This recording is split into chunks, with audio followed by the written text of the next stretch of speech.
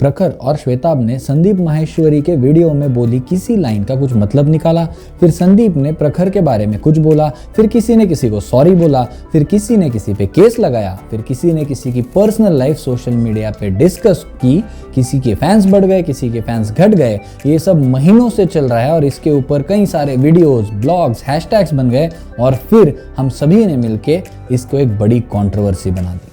नहीं, ये वीडियो बिल्कुल भी इनकी कंट्रोवर्सी के बारे में नहीं है। हमारे एक रेगुलर व्यूअर ने हमें कमेंट में बोला था कि हम ऐसी वीडियो बनाएं जहां पर हम समझ पाए कि why do we become interested in controversy.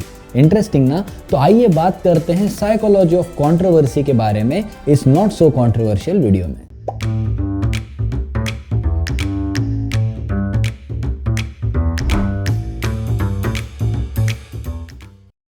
नमस्ते दोस्तों, welcome to beyond the belief. आप किसी भी न्यूज चैनल के सोशल मीडिया पोस्ट पर जाकर देखिए, आपको भर भर के नेगेटिव कमेंट्स मिलेंगे। क्यों आते इतने नेगेटिव कमेंट्स? अब अपना ओपिनियन जाहिर करना कोई बुरी बात तो नहीं है, लेकिन किसी भी कॉन्वर्जेशन में इतना एग्रेसिव होकर पूरा माहौल खराब कर देना कितनी सही बात है? तो क्यों आखिर होती है कंट्रोवर्सीज और क्यों हम हो जाते हैं कंट्रोवर्सीज में इन्वॉल्व? आइए जानते हैं। किसी भी डिस्कशन के लिए टॉपिक बड़ा जरूरी होता है। टॉपिक से ही बनता है कॉन्वर्जेशन और इसी कॉन्वर्जेशन में संभावना बनती है कंट्रोवर्सी की। लेकिन ऐसा क्यों होता है कि बेंगलुरु में हुई बारिश की वजह से हुए नुकसान से ज्यादा ब्रह्मास्त्र के बॉक्स ऑफिस कलेक्शन की चर्चा हो रही है? सबसे पहला रीजन है ह्यूमन टेंडेंसी। हम अक्सर निगेटिव इंफॉर्मेशन पर ज्यादा ध्यान देते हैं ओवर अ पॉजिटिव वन।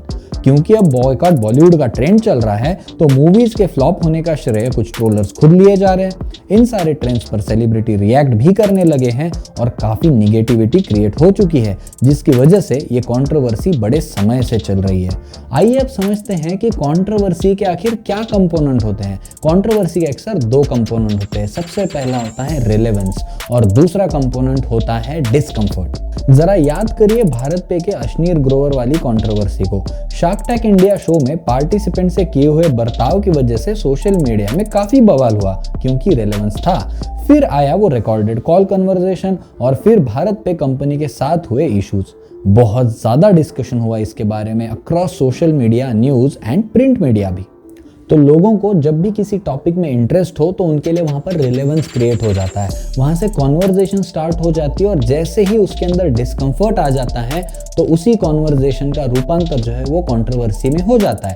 इसी का फायदा बहुत सारे रियलिटी शोज उठाते हैं, जानबूझकर अपने शो में कंट्रोवर्सी करते हैं, जिसकी वजह से उनका व्यूअरशिप गेन भी होता है। जितना ज्यादा कंट्रोवर्शियल टॉपिक उतने ही ज्यादा कॉन्वर्जेशंस। 2013 के एक रिसर्च पेपर में लोगों के कंट्रोवर्शियल टॉपिक को डिस्कस करने के विलिंगनेस की स्टडी की गई। उस स्टडी में पता चला कि कंट्रोवर्सीज के दो इम्पैक्ट होते हैं। पहला, कंट्रोवर्शियल टॉपिक्स लोगों में एक्साइटमेंट क्रिएट करते हैं टू डिस्कस मोर, जैसे कि बॉम्बे शेविंग कंपनी के सीईओ का ये लिंक्डइन पोस्ट। उन्होंने अपना पॉइंट ऑफ व्यू रखा जो एक लार्ज ऑडियंस के लिए रेलेवेंट था।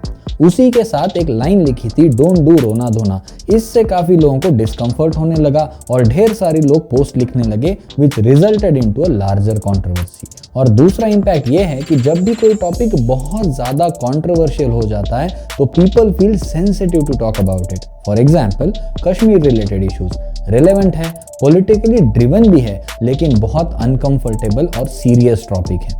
अब ऐसी कंट्रोवर्सीज का कुछ बिजनेसेस को फायदा भी होता है, लेकिन बहुत सारे बिजनेसेस को नुकसान भी होता है। जैसे कि Hyundai पाकिस्तान के एक डिस्ट्रीब्यूटर ने कश्मीर रिलेटेड एक ट्वीट किया था और उसी की वजह से इंडिया में उनकी कई सारी कार बुकिंग्स कैंसिल हो गई। और एक ब्रांड है फैब इंडिया, जिसने अपने एड्स में मॉडल को बिंदी नहीं लगाई थी, तब भी बड़ी कंट्रोवर्सी हुई और नो बिंदी नो बिजनेस कैंपेन चला, जिसकी वजह से फैब इंडिया को भी बड़ा नुकसान हुआ। कुछ लोगों के स्ट्रॉन्ग ओपिनियंस की वजह से भी कंट्रोवर्सीज क्रिएट होती है, जैसे कि लता मंगेशकर जी के बारे में लिखा गया ये ट्वीट। इसकी वजह से भी बड़ी कंट्रोवर्सी हुई थी। ऐसे मत प्रदर्शन की वजह से समाज का एक हिस्सा नाराज भी हो सकता है। आज के इस ऑनलाइन ज़माने में छोटी छोटी बातों पर भी राई का पहाड़ बन जाता है और बहुत सारे इर्रेलेवेंट लोग कंट्रोवर्शियल टॉपिक्स में अपना ओपिनियन देने लगते हैं।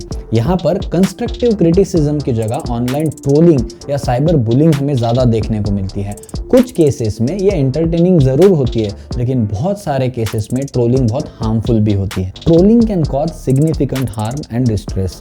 ट्रोलिंग की वजह से सीरियस फिजिकल और साइकोलॉजिकल इफेक्ट्स हो सकते हैं एक इंडिविजुअल के ऊपर, जिसमें उनकी नींद खराब हो सकती है, उनकी सेल्फ इस्टीम कम हो सकती है, वो डिप्रेशन में जा सकते हैं, खुद को नुकसान पहुंचा सकते हैं और कई सारे केसेस में सुसाइड भी कर लेते हैं। दोस्तों, संदीप माहेश्वरी, प्रखर और श्वेताब की कंट्रोवर्सी में उनके फैंस को तो इम्पैक्ट हुआ ही, लेकिन उसी के साथ उन सबकी फैमिलीज पर भी बुरा असर पड़ा।